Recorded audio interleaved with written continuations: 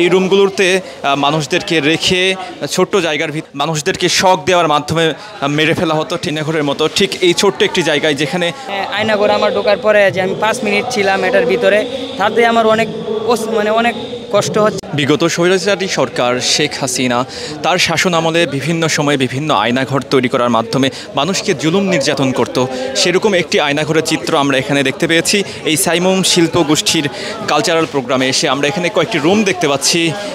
এই রুমগুলোতে মানুষদেরকে রেখে ছোট্ট জায়গার ভিতরে তাদেরকে ঘুমানোর কোনো ব্যবস্থা ছিল না, খুব নির্যাতন করা হতো এই রুমগুলোর মাধ্যমে।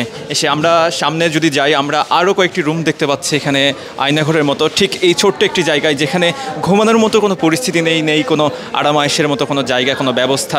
ঠিক এইরকমভাবেই আমাদের যাদের নির্যাতন করা হয়েছিল তাদেরকে এখানে রাখা হয়েছিল। আমরা আরও কয়েকটি রুম দেখতে পাচ্ছি আয়নাঘরের একটি চিত্র আমরা এখানে সুস্পষ্টভাবে দেখতে পাচ্ছি।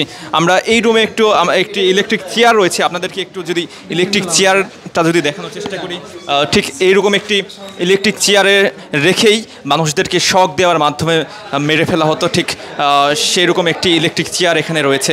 এই আয়নাঘরের যে প্রতীকী চিত্র, এই প্রতীকী চিত্রের এখানে এসে আমরা মোট 7টি রুম দেখতে পেয়েছি এবং উৎসুক জনতা এখানে আয়নাঘর দেখার জন্য খুব ভিড় করছে। এটা তো খুবই আতঙ্কজনক একটা রুমগুলো আর কি, মানে ভয়ানক।